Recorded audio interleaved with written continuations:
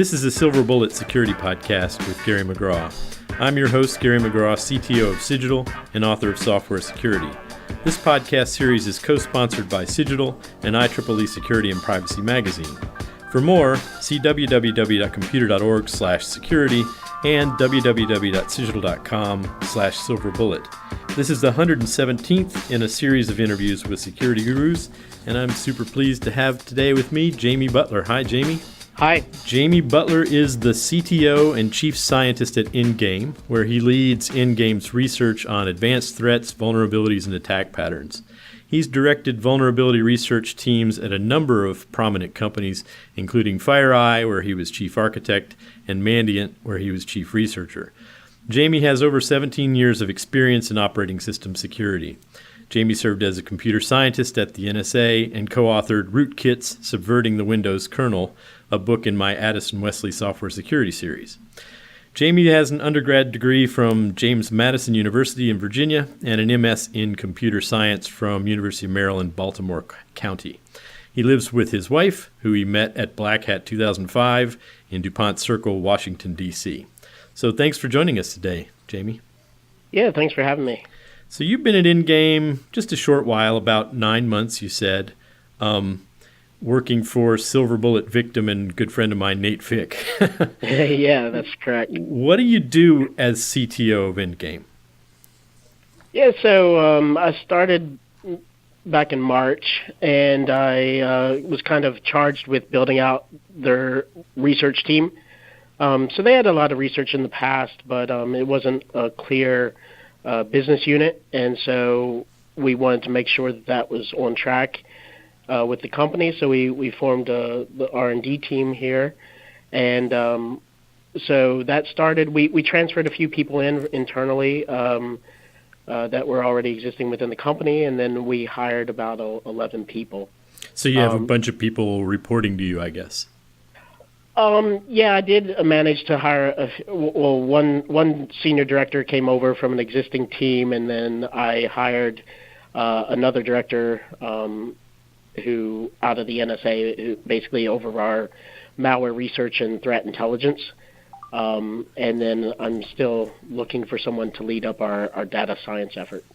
What are your responsibilities as CTO? It's kind of a funny title. I know I've had it for 20 years, and people do different things when they have that title.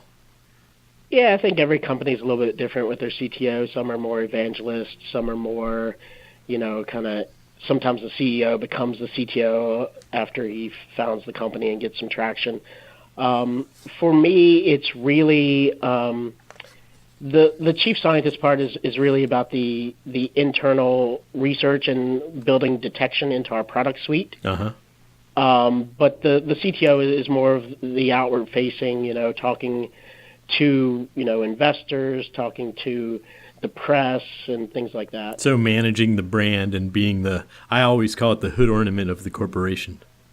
Yeah. I mean, I still have real functions as the chief scientist, but yeah, it's a lot of outward focusing things. What do you mean real functions? Come on, Jamie. Well, I'm a coder at heart, so I can never get rid of my coding job to some degree. I like to take it with me wherever I go. Well, that makes sense. Yep. Recently, I told the CEO, Nate, that I was writing some code for our endpoint product, and he kind of rolled his eyes. He's like, I'm not sure you should be doing that. I'm like, well, I'm not sure I should be either, but it's what keeps me happy. Yeah. Oh, he'll let you do it. He's a good leader.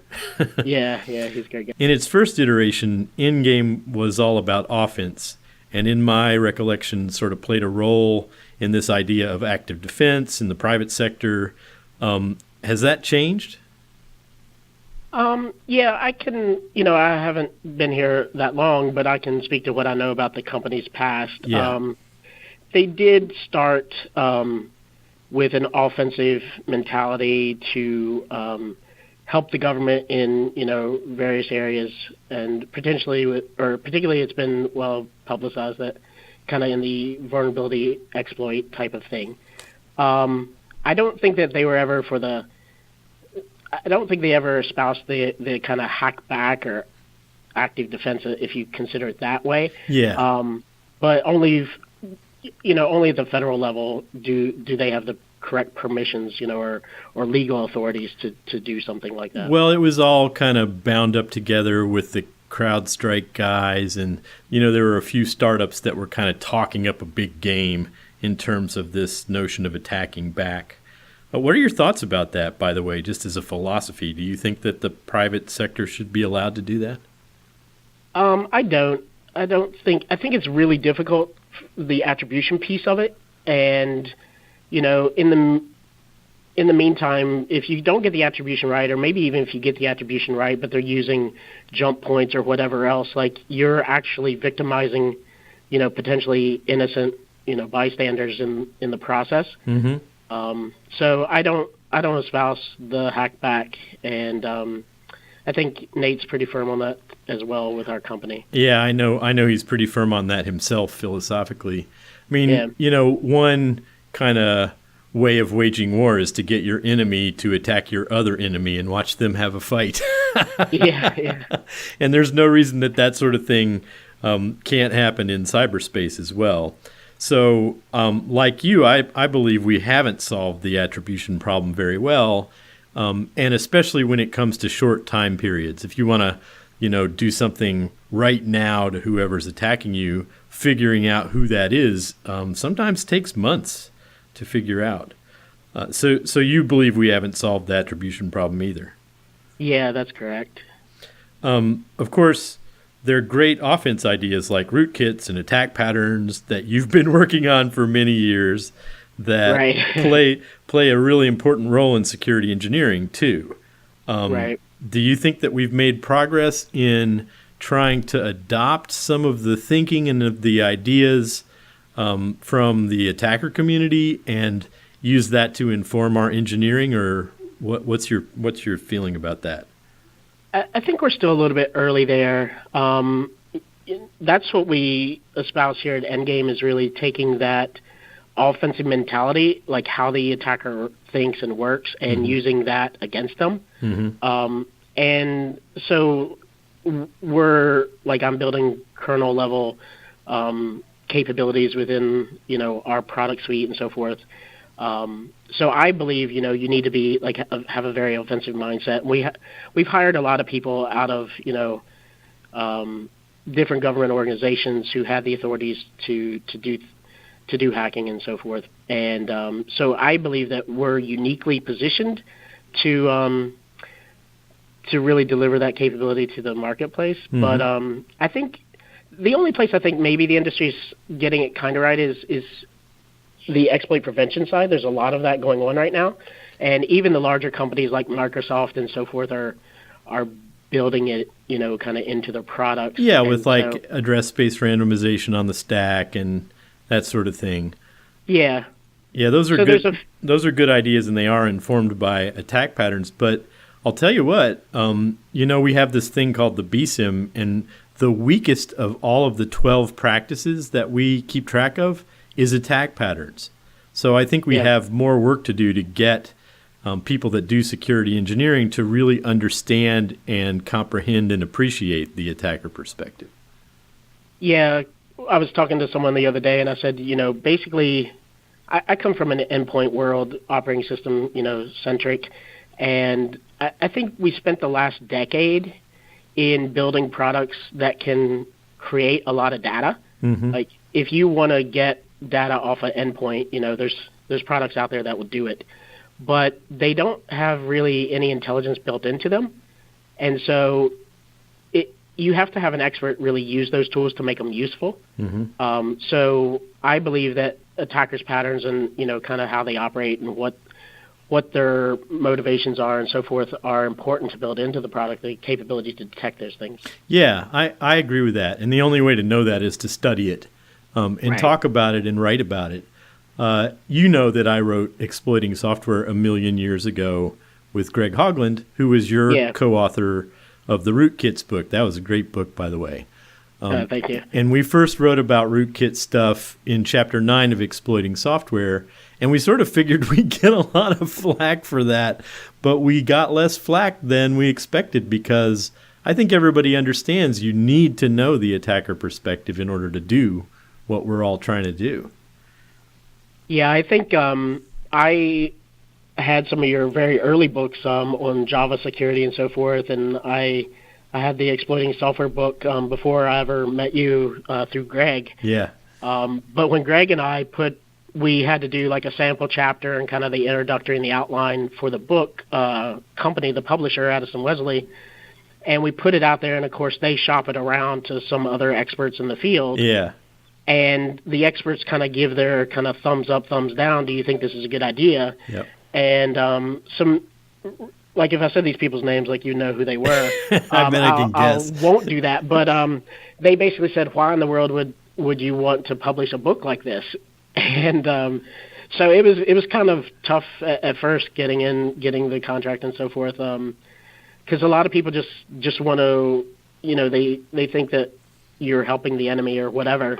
I kind of come from the world where you had to do proof of concept in order to get vendors to change their security. Yeah, so you have to show them what that means.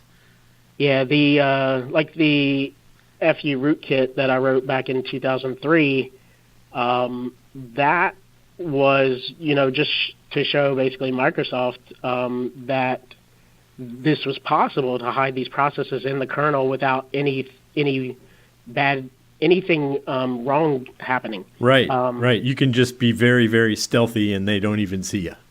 Yeah, and it took, I want to say it was like 4 or 5 years to patch, maybe even longer, because basically their solution to it was in Windows, I forget what the first incarnation of PatchGuard was, if that was Windows 7 64. I think it was 7, yeah.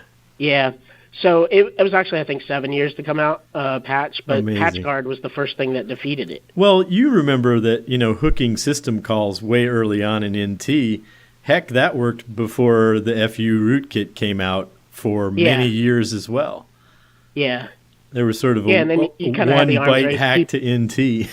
Yeah, people go look for, patches to those system calls, and Greg and I released on Tech TV back in the day, I think it was maybe 2004, it must have been 2005, we released Vice that would basically go around and catch the hookers.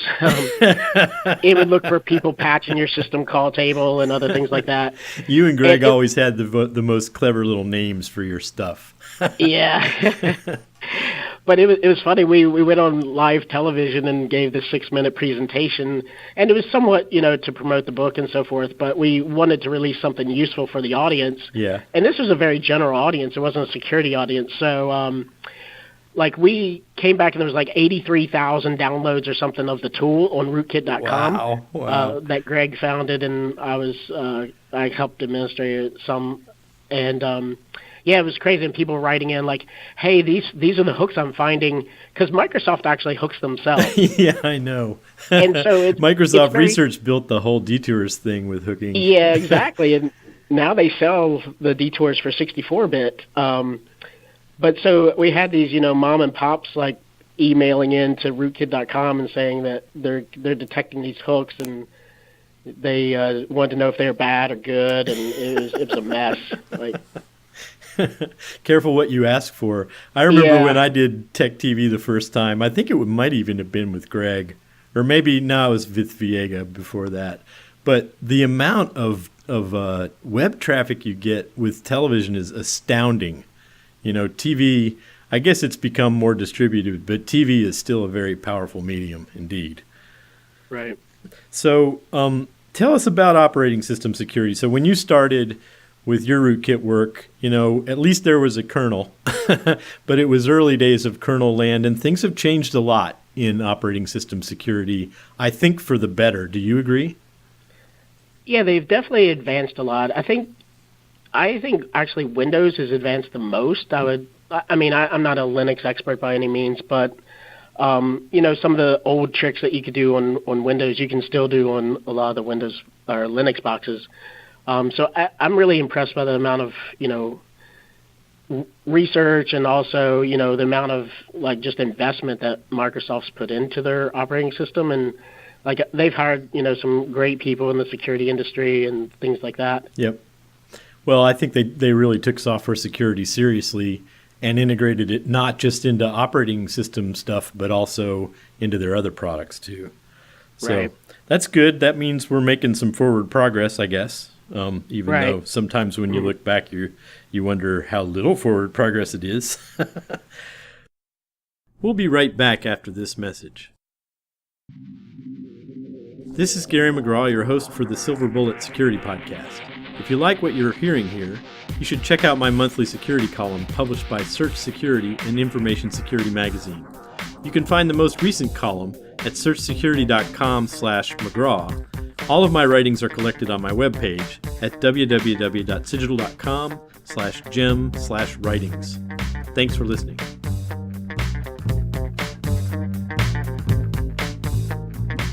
I know you guys are using machine learning stuff at Endgame, and I don't know if you know this, but I actually have a PhD in that nonsense from years and years ago. So I'm really interested to know what kind of machine learning you're using and what you've learned about that yourself. Yeah, I'm definitely not the expert in that. I can talk myself into a corner probably, but we have two different types of machine learning that we're using. We're doing some malware classification right now and clustering, and we're using some supervised machine learning for that. Uh-huh. We think potentially we might enter semi-supervised machine learning on that because we want to try to trick our models and so forth, and get user feedback and is this truly good or bad? And are you using neural networks? Are you using genetic algorithms? Are you using symbolic machine learning? What kind of, do you know? I know we're not using genetic. I'm not sure about the other classes that you mentioned. Yeah, I mean, supervised versus unsupervised is an important distinction, so that gives us some idea. So that's something that's pretty new. I bet that's pretty fun to be learning about. Yeah, we have a good-sized team here with a lot of good experience. We have someone that we've hired out of national labs and things like that. Others that come from different computer security companies, and a few even from kind of politics and things like that. So it's an interesting, diverse group of people. Yeah, I think that we're going to see a lot more machine learning in computer security because of speed issues and classification issues. The machine can do stuff faster, not always more accurately, but certainly faster than humans. And this notion that there are people sitting around in a SOC watching the internet go by is the dumbest thing I've ever heard in my life. Yeah. Yeah, we're also, in addition to kind of some of the malware work that we're doing, we're also working on just behavioral analysis of the host itself, and how that host is related to other hosts in the environment, and kind of what's going on there. And then we're just starting to look at user behavior as well. So kind of a pattern of life for that user and seeing deviations away from that. Yeah, there's a big body of work about that. You have to watch out for this one little sneaky attack that involves changing the user profile really slowly over time. Right. So you get into attack space and then you carry out your attack, and then you very slowly change your profile way back to normal, which was actually seen in a national lab once. Wow. Yeah. That was trying to use, anomaly detection stuff. But that's all good stuff. Are you still active on the Rootkits.com thing with Greg, or is that done? That's done. It was hacked a few years back. After the HPGary thing? Yeah, with the HPGary thing, and so it hasn't been put back online as far as I'm aware. Right. I think Greg still owns the domain and everything, and we've chatted a few times about bringing it back up, but, it's... Served its purpose. Yeah, it served its purpose. I think the time has passed. When we had it up, one of the problems we always had, and Greg was always frustrated by this and trying to figure out how to make it better, was just the amount of contributors was pretty low. Yeah. We had 80 or 90,000 users. Now, not all of those were actually real users because we had no way to reset your password. Right. So people would just create a new account. So anyway, we had a lot of users, and there was literally a handful, maybe two handfuls of people that contributed on the site. Right. So that was always an issue, getting new and fresh content. Listen, man, I saw that in the early days of static analysis tools for code review as well. You know, we released this tool, it's for like in 1999, and it got downloaded 15,000 times in the first month, and then even more during the first year. And we asked people to please contribute rules to the rule set. Guess how many rules we got over the first year? 10. 0. Really? Wow.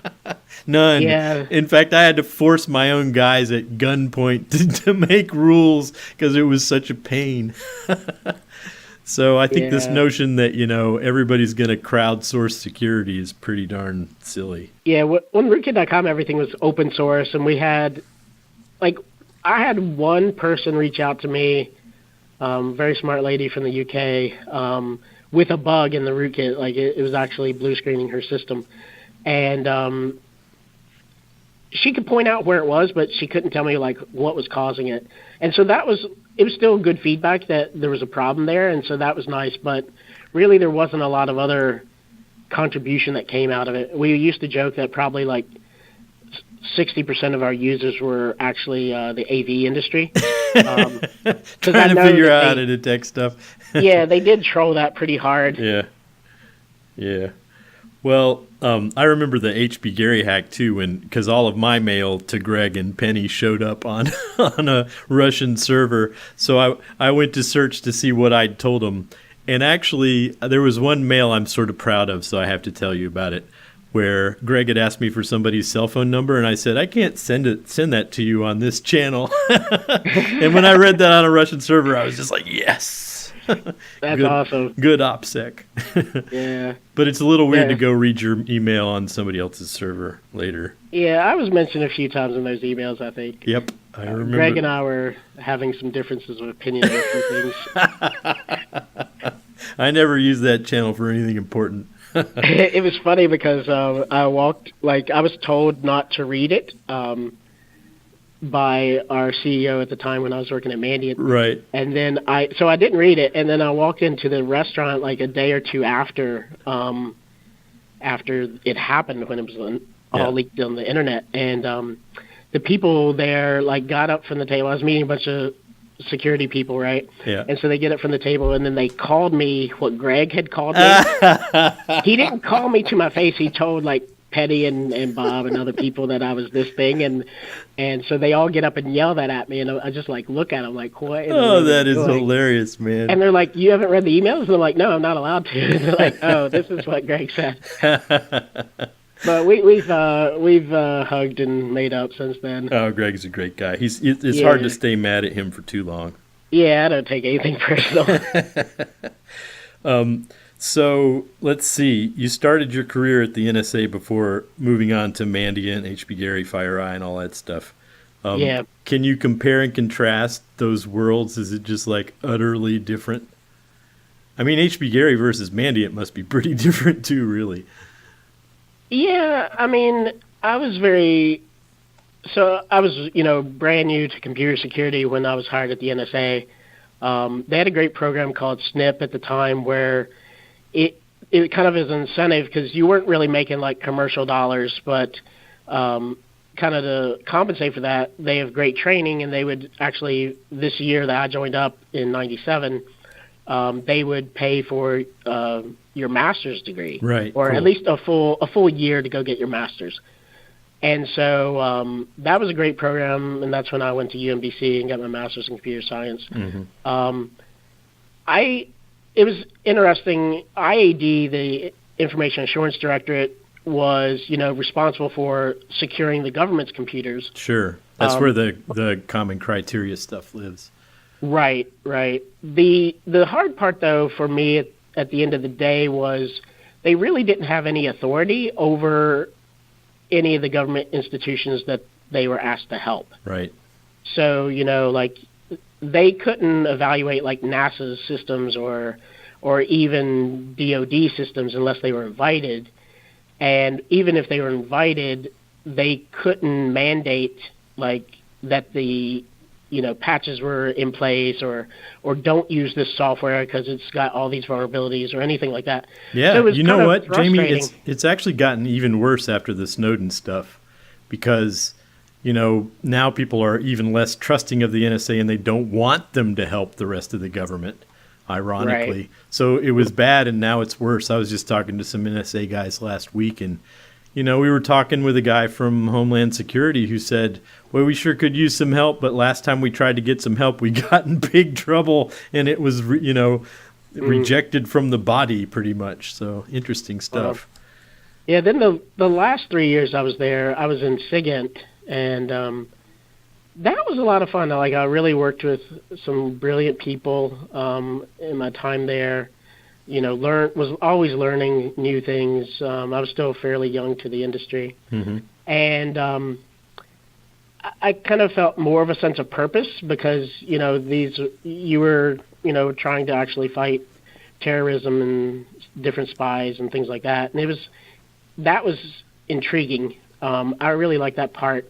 But at the end of the day, after 5 years, I kind of got a little bit burned out on it. Mm-hmm. And decided I needed to go try something in the commercial sector. And so I decided to leave. But it's a place, like, I believe, when college kids come up to me, or even high school, and be like, hey, I'm thinking about the career in cybersecurity, like, what do you think I should do, and where should I work? And, I got this offer maybe from the NSA or whatnot. And, I always encourage them, like, if they're not a specialist yet, don't know exactly what they want to do, the NSA is a great training ground, and they invest a lot in their people, mm-hmm. Or at least they did when I was there. And so I usually encourage them, like, to try that road. It's not a bad road to go. Mm-hmm. And then you worked for Mandiant for 7 years, which is a long time before it was bought by FireEye. Yeah, exactly. So I had been CTO at a small startup between HPGary and Mandiant. And Kumoko, is that right? Yeah, Komaku. And they were going in a different way than kind of what I'd originally signed up to do. And so I talked to the CEO, and I decided to leave after about 8 months or so. And so I was unemployed. I was getting married in 4 months. Had a honeymoon to pay for, and a ring to pay for, and all that stuff. And so I didn't have anything to go to. And so I was talking to a few companies in California, but everyone wanted me to move to California. I'm kind of East Coast guy, or I have been my whole life. Heck yeah, man. Go for it. Me too. And I was like, I don't, like, we have the internet and a few things like that today. Like, you can do this remotely, or, y'all have some offices over here on the East Coast. I could, go to one of those or something. And they were like, no, we really don't want you to work remotely. We try to keep our researchers in a special room, they would say. Yeah, one of the companies I was talking to had recently, at that time, had their source code stolen. Mm-hmm. And so they were obviously really concerned about any remote connection to the office. I remember that story. That was hilarious. Yeah. And the silly thing was that you could reverse the dang thing anyway, so that having the source code out was not that big of a deal. Yeah. So I was introduced to Mandiant by an employee who used to work for my wife. And he's like, hey, you should come interview at Mandiant. And I was like, I've never heard of y'all. And you didn't know Kevin, huh? That's interesting. I didn't know Kevin, even though he was Air Force and DOD and that kind of thing in the past. I didn't know him at the time, because this was like 2006, and he wasn't extremely vocal back then. Well, he was running around doing lots of tutorials and stuff. He'd been doing that for several years. He was very good at what he did. He'd been at Foundstone and stuff like that. Yeah. So anyway, I was like, well, the guy invited me to dinner with Kevin and with the VP of engineering, Dave Merkel. Mm-hmm. So I was like, yeah, I'm unemployed. I'll go to dinner with you. You're buying, right? And he was like, yeah. So you got any good tickets to Hawaii for me? So I went to dinner with them, and they gave me kind of a David and Goliath story. They were this small startup, and they were kind of trying to take on the incumbent and things like that. Yeah. And I really, that drew me to what they, to the company and what they were trying. And so they wanted a Windows endpoint, and I'm like, yeah, I kind of know a few things about that. Yep. So yeah, I started there. That was a heck of a ride, man. That thing went out for $1 billion. Craziness.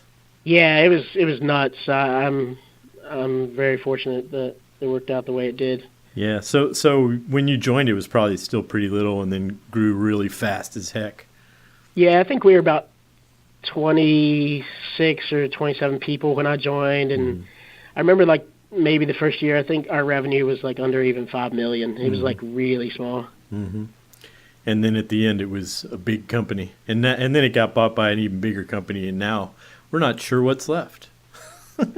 Yeah, we were about 500 people when we were acquired. Yeah. We just like 2 years early taken on 70 million of funding. Yep. From a few VCs in the Valley. So we'd exploded from going from like maybe 3 years earlier from 150 or so to jacking up to 300, and then, finally to 500. Yeah, that's amazing. So you managed a bunch of researchers there, I guess, 19 people, something like that. What's that like? I mean, do you like managing people? We sort of talked about that at the top, but researchers, I'm using that term in the hacker boy sense and not in the science sense, I must say to my listeners. Researchers are interesting people, to say the least. So, managing them is, I don't know. How'd that go? Yeah, it went pretty well. There was a few odd things that happened here and there that I can't go into, but Oh, come on. I think the only 10,000 people going to hear this. Well, I did have an employee. These two employees worked at a remote office, and one of them called me up and he said, "Hey, I almost got in a fight, in the parking lot with this other employee." And I challenged, like, these two were kind of at each other's throats a little bit. Uh-huh. And so the older gentleman told the younger guy, who actually had a black belt, I think, in karate, that he wanted to go to the parking lot to fight. Yeah. And I was like, oh my gosh, like, they're telling me this over the phone, like, individually, like on our one-on-ones. And I'm like, no, you realize, like, you can't do this. And actually, I should, like, do the responsible thing and take this to HR, but then it's going to go in your record and it's going to be a big mess. And I was just like, just chill out. Don't threaten to fight anybody anymore. That's like, funny. Y'all two need to sit down with me, and we need to air the grievances and, like, talk face-to-face as gentlemen and get this behind us. You're such a Southern boy. Yeah. Harrisonburg's coming through, man. Yeah. So that was one of the biggest things I think happened while I was there. But normally it goes well. I think that I consider, myself just like a researcher, coder, just like the people that work for me. So it's a lot of camaraderie, and yeah. I think you set the right vision, and you get hard goals, and you work, you work as much as anyone working for you does, or maybe more, and you set the right example, and it goes pretty well. Yep, I think that's very good advice. I got one last question for you. So, do you think a track on security engineering would be useful at Black Hat? I know you're on the committee over there. Yeah, I think it would. We have one that not many people or not any people submit to. I think it's been called out once or twice in the call for papers. It's kind of a software engineering track that covers security issues, and coding and things like that. Yeah, that was the thing that Showstack tried to get booted. Yeah. So we have that, but we don't get any submissions to it, really. Huh. I think maybe we had one that could kind of qualify for that, maybe at the Asia show that's coming up. Right. I don't remember if it was selected or not. We're kind of still in the process of that. Yeah. I think if you made a big deal out of that somehow, that would be great. But, you know how I feel about building stuff. I think that's our only solution here. Otherwise, we're going to be stuck on an endless hamster wheel of pain. Yeah, and we have so many new people coming into the field every day. There's these incubators out there that kind of take someone for 3 months, and they've never written code before, and at the end of the 3 months, they're actually in the state that they're good enough you can hire them for your company. And we've done that here at Endgame, and I'm not sure about previous places I worked, but they don't inherit that kind of heritage from secure coding and all these other things that's happened over the last decade or so. No doubt. Plus, things are evolving so quickly with dynamic languages and all the web crap, Oh yeah, you can't keep up with it all. You have to in security engineering. That's the challenge. Yeah. So last thing from total left field, I know that you're into humanitarian causes. What's your favorite one, or the one that you're most interested in now? So I follow Hackers for Charity and support them. Johnny, he's moved his family and everything to Africa, and he's trying to help the local people, train them so that they can be self-sufficient and, do computer-type work and so forth. Mm-hmm. I think I just look at that as like an incredible example. Like I can't imagine, giving up my house and my car and, we don't have kids, but, his kids are, we're going to school in Africa and so forth. That's pretty amazing and pretty selfless of him. So I really like that. Locally, I, support a charity called IJM, International Justice Mission, and they fight human slavery and kind of sex trafficking all around the world. And so that's a good thing that I like. Cool. Well, good on you. It was great talking to you, Jamie. Thanks for your time. Yeah, thanks a lot for the time. This has been a Silver Bullet Security Podcast with Gary McGraw. Silver Bullet is co-sponsored by Cigital, an IEEE Security and Privacy magazine, and syndicated by Search Security. The September-October 2015 issue of IEEE S&P magazine is devoted to the economics of cybersecurity. The issue also features our interview with European cryptographer Bart Pernille. Show links, notes, and an online discussion can be found on the Silver Bullet webpage at www.cigital.com/silverbullet. This is Gary McGraw.